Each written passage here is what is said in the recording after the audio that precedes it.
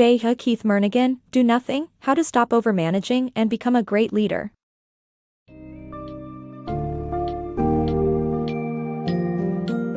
Embark on a journey to explore the unconventional approach to leadership and management in Keith Murnighan's book, Do Nothing.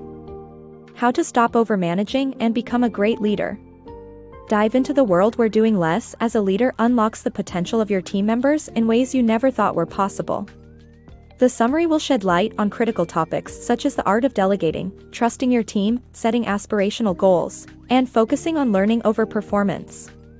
Discover how the balance between control and democracy is struck by inspiring leaders, and learn about the unique principles and methods that have made great leaders stand out in their respective fields.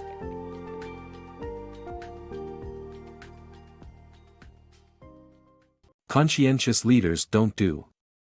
Managers who try to do everything, even delegating tasks to subordinates, usually undermine their own performance and productivity. What they need is to lead and delegate, and let their employees take over. Encourage their strengths, and give them a chance to excel. That way, they can feel proud and motivated, improving their performance and the company's overall results. Trust and teamwork. Building trust with your team is essential to achieving success. Recognize and trust your employees' skills, set high expectations, and make your standards known. By extending trust, you create a sense of pride in your team and motivate them to perform beyond their limits. While trust can be risky, doing your homework and implementing probationary periods can mitigate potential setbacks. Managers who trust their teams are more likely to access valuable information and make better decisions. Recognize the potential of your team members by extending trust, and they will surprise you with their abilities. Strategic goal setting for leaders. Effective leaders focus on maintaining a balance between achievable and aspirational goals, prioritizing superordinate goals, and delegating tasks to the right team members. Leaders are often consumed with immediate tasks, hindering them from focusing on long-term objectives. To achieve ultimate success, leaders must maintain a singular focus on their goals. It is important to categorize goals as superordinate, team, and individual. Superordinate goals, which encapsulate the overall mission and its significance for the world, are often overlooked but serve as effective motivational tools. Team and individual goals should be measurable, accountable, and both achievable and aspirational. Effective delegation is also critical to optimal goal attainment.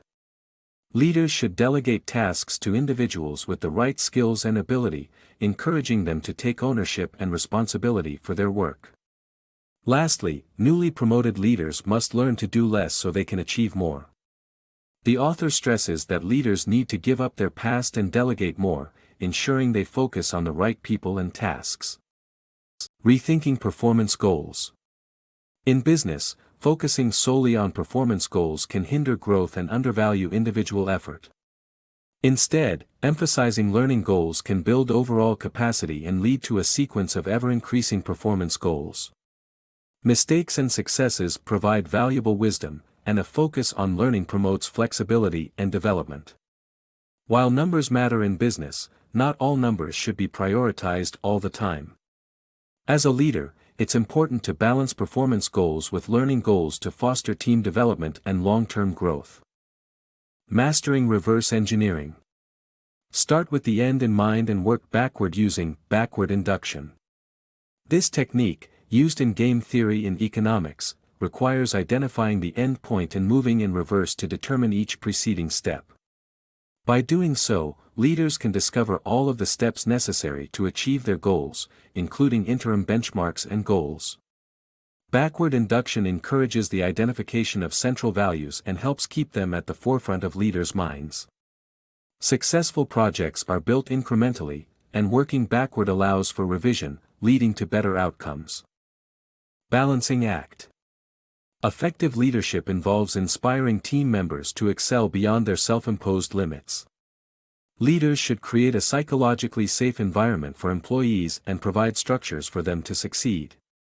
It is crucial to strike a balance between control and democracy, delegation and responsibility, and kindness and direction. Respect, genuine care, and the personal touch are essential traits that can help leaders earn their team's trust and support. When leaders show the way and support their team, they will rise to any challenge to achieve personal satisfaction and pride. The power of doing nothing. Leaders who focus on learning rather than performance goals are more effective. Doing nothing and facilitating a performing team shows exemplary leadership. Take a break from technology and learn to trust your team's abilities. When employees acquire new skills, it empowers them to make decisions without constant oversight. Step back and allow your team to learn and grow under your guidance. When you learn to let go of control, you gain the added benefit of relaxation and a better understanding of your team's capabilities. The Pygmalion Effect. Ovid's tale of Pygmalion's love for his statue-turned woman reflects the Pygmalion Effect, where leaders' expectations determine team members' performance. If you expect more, you'll get more. Leaders with high expectations offer more praise, encouragement, rewards, and even punishment, resulting in better team performance without requiring extra effort. This behavior aligns with today's management theory, where leaders set high expectations for employees to encourage them to perform better, resulting in better organizational productivity. Therefore, the Pygmalion Effect demonstrates that effective leadership is based on high expectations, not just performance. Unconventional but effective leadership approaches. Great leaders don't conform to the norm. They have eccentric beliefs and methods and trust their subordinates to do their jobs. They lead by example and not through micromanagement.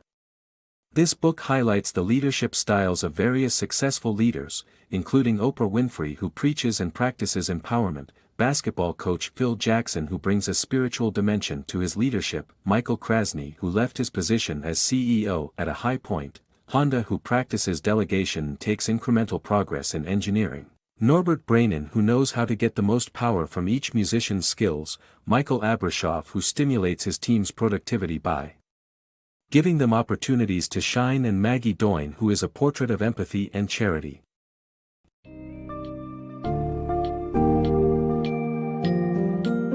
In conclusion, Do Nothing: How to Stop Overmanaging and Become a Great Leader illuminates the importance of trusting your employees, setting high expectations, and reframing the leadership style to be more hands-off and empowering. By fostering a supportive working environment and focusing on learning and growth rather than only emphasizing performance goals, you enable your team members to exceed their limits and take pride in their accomplishments. Moreover, embracing your unique leadership approach and trusting the ability of your team will drive success and growth. Take away valuable insights from the great leaders mentioned in this book to enhance your own leadership journey, and understand the secret behind their do-nothing success.